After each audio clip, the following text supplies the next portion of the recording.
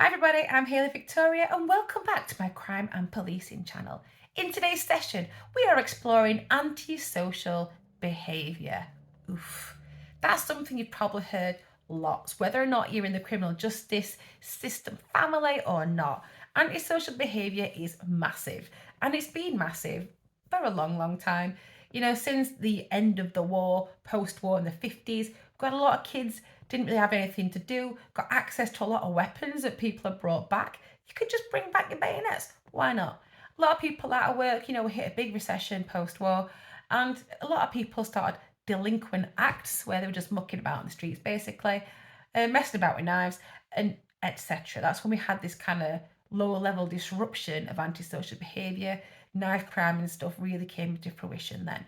So, without me going on an actual History Channel tour of delinquency through the ages, let's talk about what antisocial behaviour is now. And there is a definition, of course, there's always a definition. And I'm going to read this to you straight from the Metropolitan Police website.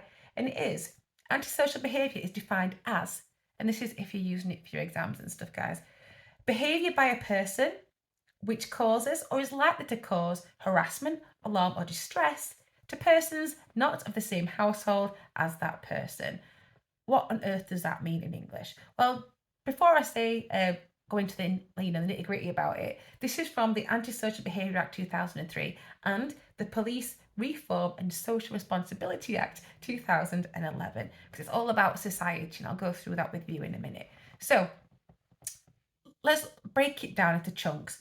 Behaviour by a person, so that's someone doing something, which causes or is likely to cause harassment, alarm, or distress.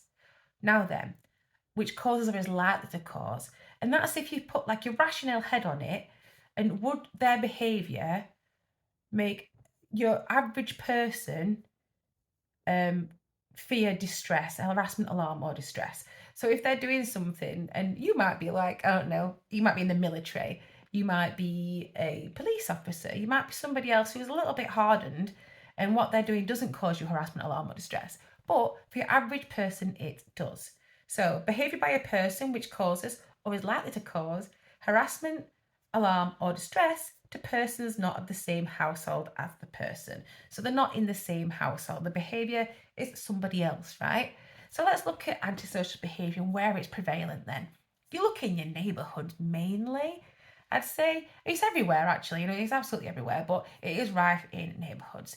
And I've got a couple of examples of what antisocial behaviour might be. Now, when you think of ASB and antisocial behaviour, you might be thinking like, kids in hoodies, drinking hooch. Hooch used to be a big drink in the 90s and 2000s. If you're watching this now, are you thinking, what on earth is a hooch? In fact, it's actually back. By the way, I don't actually drink much. I have a little bit every now and then. But hooch is actually back. There you go. It's another throwback from the 90s that is being embraced by the younger generation. Anyway, I'm digressing. So you might think antisocial behaviour, like I said, kids on parks, drinking hooch or whatever, graffitiing, so you might be drawing cactuses on bus stops or whatever, or for a good time call, and then writing their friend's mobile number or whatever. They might be smashing up glasses, they might be smoking, vaping, doing drugs, lots of things that would make you fear being around them if you're just your average person. So if you put yourself in your local community now and think about maybe a public space. So I always think of like a park, because that's where I used to go and drink cider when I was a kid. I was that kid. I got better. So think of the park, right? And it's kind of late at night. And say this park is like the heart of the community. So you can walk around the pond to get to your house or whatever. So this park then, like I said, it is quite dark. And you've got all these people, I don't know, youths tend to be like you younger people, being quite loud, being quite just silly. Like I said, drinking, littering, graffitiing, smoking, swearing, and all this stuff can actually make other people feel a bit scared. Like I said, harassed, alarmed, distressed. It can make you feel like that. If someone's outside your house all the time doing it, it can make you feel like, oh God, this is horrible. And a lot of people write off, God, it's just kids being kids. No, it isn't. kids being kids is watching, I don't know, Looney Tunes on TV and eating sweets until they throw up. Kids being kids is not setting fire to a bin on a public space. That's antisocial and that's arson. Anyway, so here are some examples from South Yorkshire Police's website about what antisocial behaviour is. We've got begging, the buying or selling of drugs in public. So let's look at those top two then. So begging, if that person who is begging makes you feel like harassed, alarmed, or distressed, that is antisocial.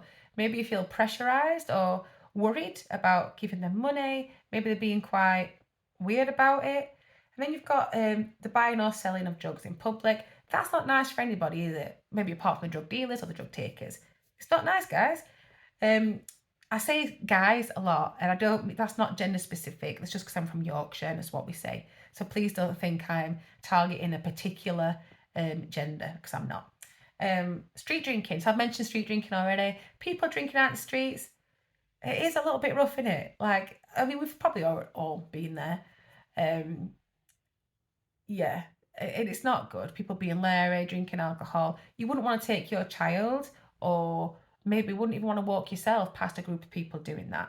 I mean, I'm like in my 30s, and I wouldn't like to walk past a group of people street drinking at night. And I'm quite confident, like I said, I do martial arts. Like I say, represent. I'm quite confident. I can handle myself a little bit, but I wouldn't want to do that. So, and I think maybe if somebody else who wasn't as confident as me, they really wouldn't want to do that. I wouldn't want my child walking around that.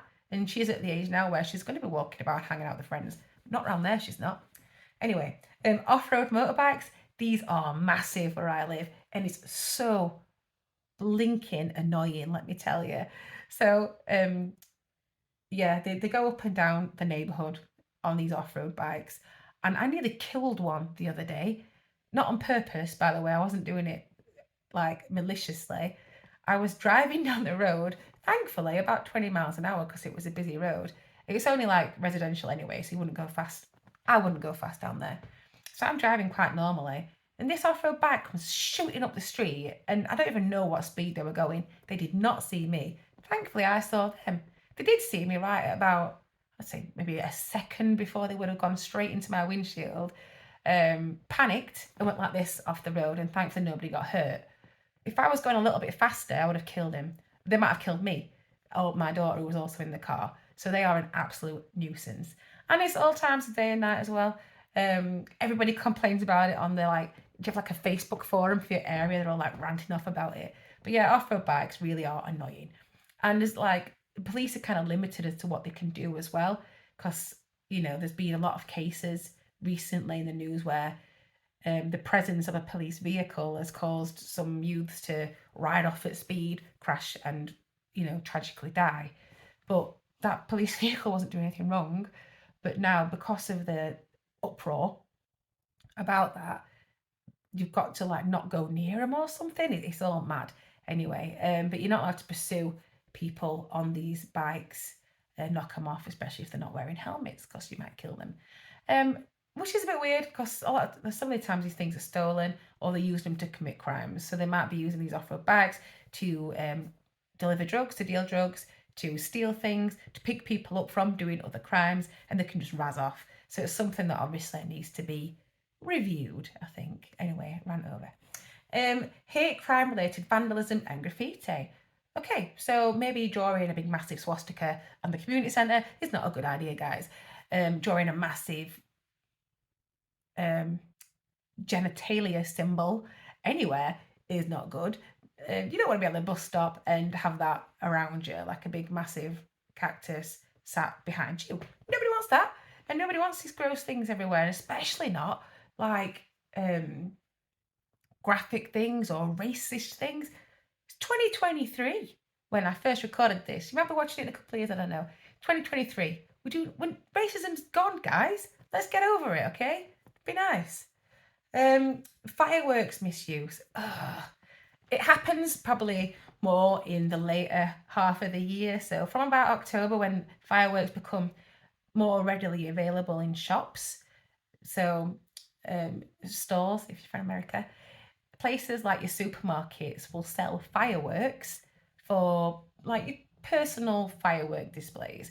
Most people have them maybe on bonfire night when you're supposed to have them, maybe Christmas and New Year, occasionally on Halloween or whatever, but realistically, you're supposed to use them on bonfire night and New Year. That's when it's kind of socially acceptable to use fireworks. Other people, however, decide to use fireworks at 3 p.m. on a Sunday or any other random time of year. Like, it's fine if you're celebrating something, go for it. But sticking a firework in a bin and pushing it down the street is not a celebration. That is antisocial. Putting a firework in someone's letterbox is not a celebration. Putting a firework in someone's garden upside down so it explodes all over their flowers and beautiful flower beds and garden is not a celebration. You see where I'm going with this? So, misusing fireworks, firing them at buses, firing them at cars, firing them at houses and people. What are you doing? It's not Beirut. So anyway, yeah, misuse of fireworks. I kind of wish that they would put that law in place where you could only use them for display purposes. And that's not me being like a buzzkill, because, you know, I love watching fireworks as much as the next person does. But I also like people to feel safe and, you know, wildlife and things to feel safe. I wouldn't want to be living in a tree like a bird or something and suddenly get my head zipped off by a misfired rocket. Okay, so there you go. That's what I think. So that's just my own personal view. Threatening or violent neighbours. Say you don't get on with your neighbours. Are you not always going to get on with people? I'm fortunate. My neighbours are fantastic. I'm just rubbing that in. Like, all around, I live in a really nice little spot and my neighbours are brilliant. And like next door, she did my eyelashes. Yeah, she's awesome. So yeah, my neighbours are brilliant. I'm quite lucky, but not everybody is. But just because you don't like them or you don't get on with them doesn't mean you should threaten them or, you know, be violent towards them. You get people like flinging poo and stuff into each other's gardens. What are you doing? Like, what's that all about? Or like, yeah, threatening each other over fences. Ugh, come on, not children. It's not school. Fly tipping. So fly tipping is really bad for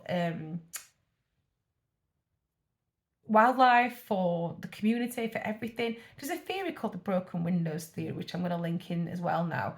And that's where, like, if there's an area and it's like crud, you know, it's like there's stuff everywhere, the windows are broken or whatever, it's run down, that other houses soon start to adopt that and become like that, and it makes the whole neighbourhood bad. So you get this kind of like bad seed, if you will, this broken windows, and then everybody else's window starts to get a bit, the whole area becomes less nice. And people dumping mattresses and fridges or other debris is not nice. And that's antisocial behaviour. It says on the South Church Police website if it's happening now. So if I'm sat here and someone's just chucked a mattress outside, I'm like, what are you doing? Don't get me wrong, we do get people who collect things, like you get like scrap people in where I live in Yorkshire, and that's like kind of like that's a weird little social contract, that where stuff you don't want that's reusable, you can pop on the curbside and they come pick it up. A bit like I said, it's reusable stuff. It's not just bags and bags of litter or like dirty nappies and gross things, pea stained mattress. Nobody wants that. But they will pick up things like garden fences that you don't want anymore, like railings and things. Stuff that they can then recycle, which is great. It's like a free recycling thing, which is fabulous. But yeah, leaving dirty things and, like I said, pea-stained mattresses, broken microwaves and other disgusting debris, it brings the whole neighbourhood down. Don't do it. Prostitution and indecent behaviour. So don't be doing that in your local neighbourhoods either, or anywhere for that matter. Prostitution and indecent behaviour, yeah, that might cause someone to feel harassed, alarmed, or distressed. So if you're just, you know, in your house and someone's soliciting outside your house, that's not going to be nice, is it? Or if someone's like, you know, looking for business, that's not nice either. Suspicious vehicles. Parking up your car or whatever outside someone's house and being sus is worrying. I mean, I've had it before where someone rocks up at like 3 a.m. and they're sat in the car outside my house listening to music. I'm like, who are you? Like, what are you doing? And obviously, being the nosy person that I am, I'll keep an eye out the window. Nothing ever happened. Eventually, they went Probably saw my curtain twitching. But yeah, they went off anyway. So these are all examples of antisocial behaviour. Like, there are different times of year when it gets more prevalent. So in the summer, when everyone's out having a good time, the days are longer, and people. Britain, by the way, as soon as we see a bit of sun, the booze comes out. I don't know what it is. You're just like, oh, it's beer garden weather. Oh, it's barbecue weather. Let's get trashed. And everyone decides to get a little bit merry, and that kind of stuff can lead to antisocial behaviour being more prevalent, like I've said. So with the nights being lighter, kids are staying out longer, and by kids I mean like anybody under the age of about 18 for me. So young people are staying out longer. They are in these spaces where people might want to use as well, or walk through, so nice green spaces or public parks and things like that. So there are things you can do to mitigate this kind of behaviour, and that's where they put things in like cameras and street lighting, all this type of thing that kind of scares people off of being antisocial in that particular area. So you might see things happening, or campaigns in your local areas to put cameras and lights places to kind of move along this antisocial behaviour. It's a big thing for me. Antisocial behaviour is something I'd love to explore more in terms of trying to fix it, because I was a kid a while ago, a long time ago, and like I said earlier, I was one of the kids that was drinking hooch inside or whatever in the park or wherever we were doing it. Some of my friends were like smoking weed and smoking fags and stuff in these areas, and it must have been really distressing for people, but at the time we didn't even think about it. So that's something I'd love to research more about, how we can actually properly resolve antisocial behaviour for the low socioeconomic demographic of Britain. Now, antisocial behaviour, like I mentioned, people might be thinking, oh, why are you making such a big deal out of it? Because it actually does really bother people. And there have been cases where this kind of behaviour has led to serious consequences. So, kind of not as serious, but still distressing. Somebody I know, not me, they lived near one of these social spaces, these parks, and their house was like next to like the Gennell. So a Gennell's like a passageway in Yorkshire, a Gennell. And they lived, one of their houses was on this Gennell here. And the kids, the youth, were always in there smoking, graffitiing, drinking, whatever. And they got a young child, my friends, and it was distressing them. And it was that bad they had to move house. And this is how bad we're talking, what this effect it can have on people. You might just thinking, oh, they're only in the Gennell drinking and smoking fags. Yeah, but they're distressing people, and they shouldn't be doing it anyway. They're like under 18. Why are you letting them go and do that? And also, if anybody ever asks you to buy in vapes, fags and beer, and they're underage and you do it, you are a bad egg and you're committing an offence. But that's a different video. Anyway, so yeah, it can be really serious. And probably the most serious case of this is the case of Fiona Pilkington. As I've mentioned, antisocial behaviour can have a really terrible impact on people. I talked about my friend who had to move house because of the antisocial behaviour that was happening next to their home. They were lucky because they could move house. Not everybody is. And that's why I want to talk about this case with you, just to round off antisocial behaviour before we look at how we can police it. And that is the case of Fiona Pilkington. So you might have heard of this, and if you're studying criminal justice, you no doubt have heard of this. If you're my age, you've probably heard of it, because it was all over the newspapers at the time. It was horrendous. This horrific case where a mother had been driven to her limit by antisocial behaviour, by the behaviour of some youths in her local area, so much so that she killed herself and her daughter because she couldn't cope with it anymore. I'm talking about Fiona Pilkington and her daughter Francesca Hardick. Now, in 2009, after 10 years of abuse and antisocial behaviour targeted at Fiona and her daughter, she drove her daughter Francesca to a lay-by with the pet rabbit, and she set the car on fire and killed them all, herself included.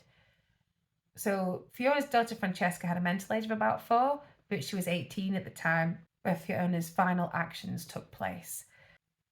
Fiona herself, she was vulnerable. So if we look at what we'd look at now when we're policing, so you look at vulnerability assessment framework, you look at your personal and situational factors, or from the College of Policing, that helps us establish this level of vulnerability and how best we can, work with these people, with partnership agencies maybe, as well as police response. So this is what we do, isn't it now? However, in 2009, we didn't. It wasn't very good, obviously, because cases like this happened. So what led up to this then? Fiona had another child, so Anthony, and he had learning disabilities. Like I mentioned, her daughter Francesca was severely disabled. Fiona was a single parent. She did have her mother come and live with her to try and help because she just couldn't cope. She was struggling with looking after two children by herself and with this constant stream of behaviour that was targeted at her and her family.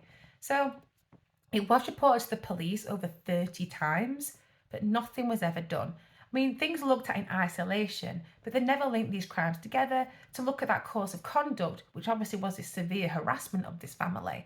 So things included throwing stones at the house, throwing flour at the house, throwing other objects, shouting, swearing, so much so they didn't want to leave that home.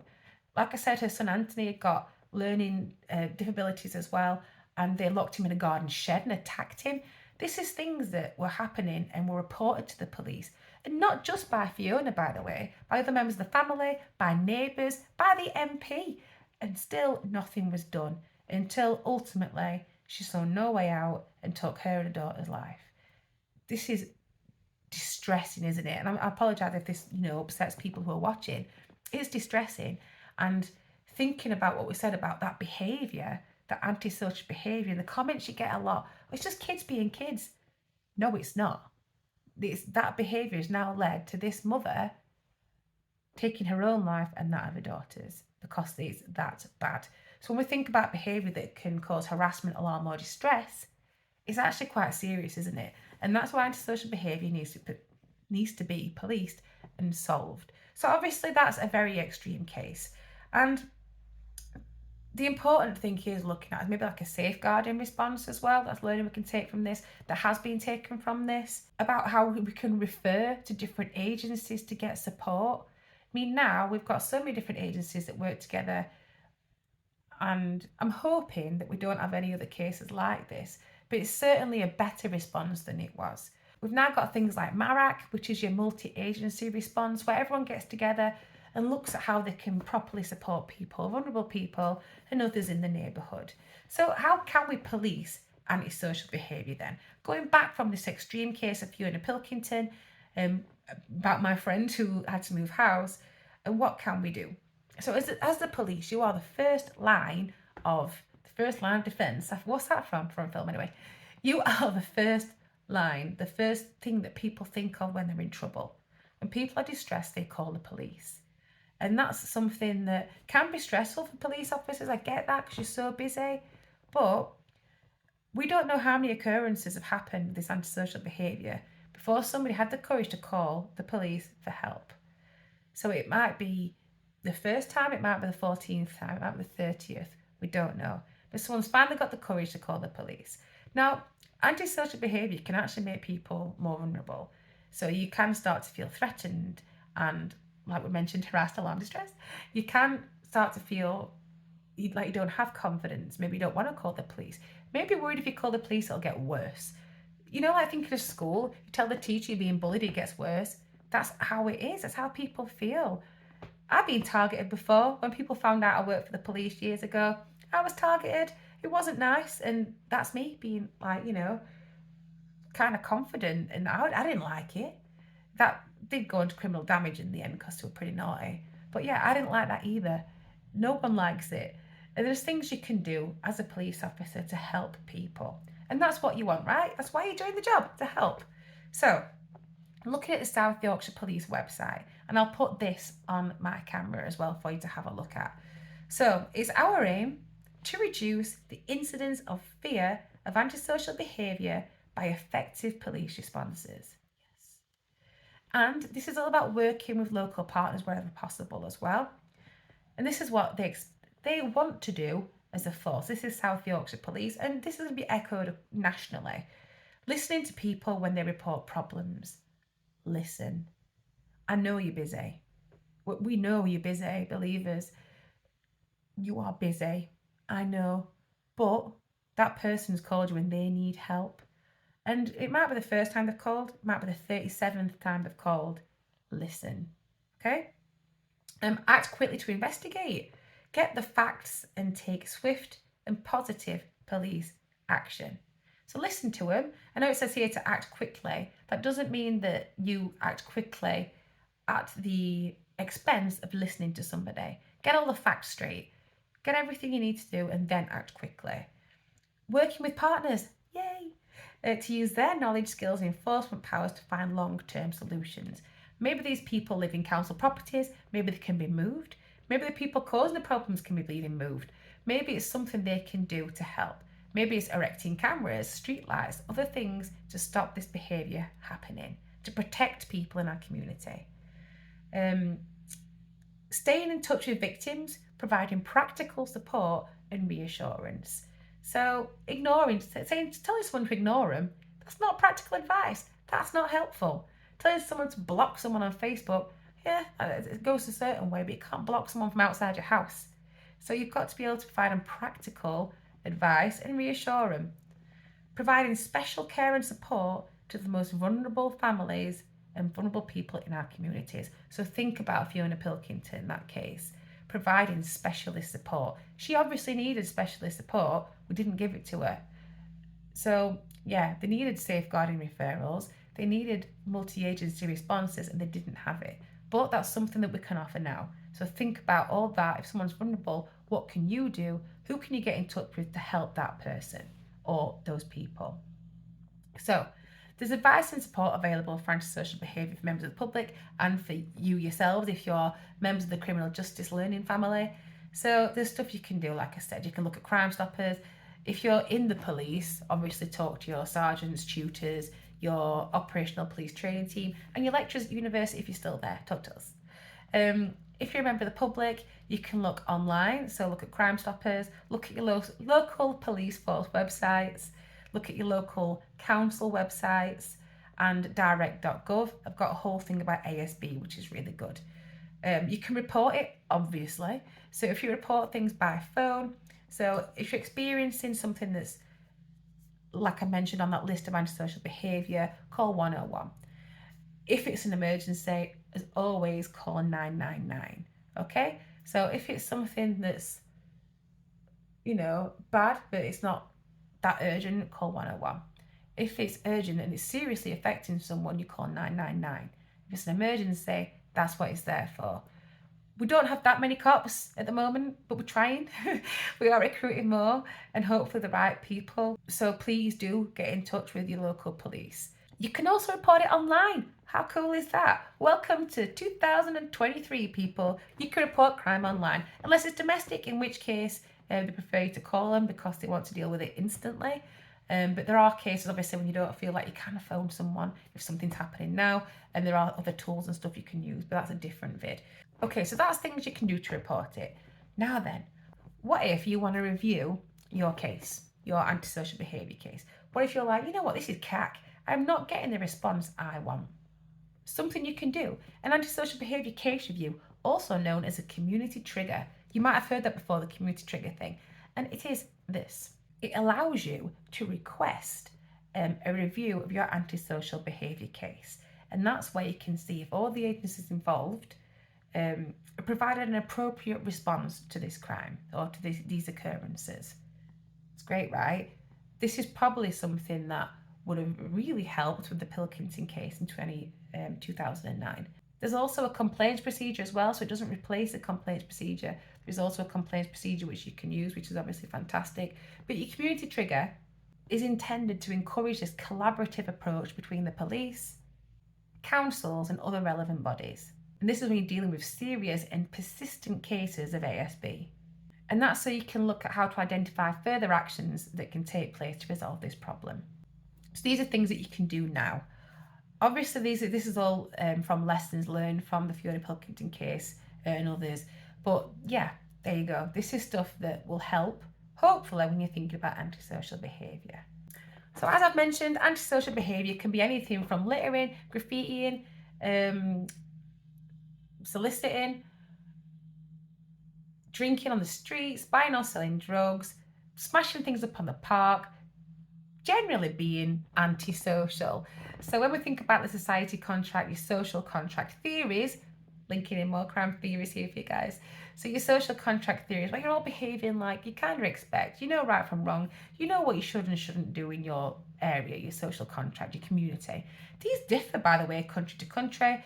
We know in the UK it's not okay, generally, to put a firework in someone's bin and or whatever and throw eggs at the house. We know that, okay? That's just something we know. So when people deviate from that, it's antisocial. And that's when we get this antisocial behaviour. We know it's not social or acceptable to draw a massive willy on someone's front door, right? That's criminal damage as well, by the way, or on a bus stop. We know it's not acceptable to drink and smoke outside someone's house you don't know. We know it's not acceptable to shout things at people or to throw things at people's houses. We know this. We know it's not acceptable to be underage drinking or smoking weed on the park and frightening people. We know this.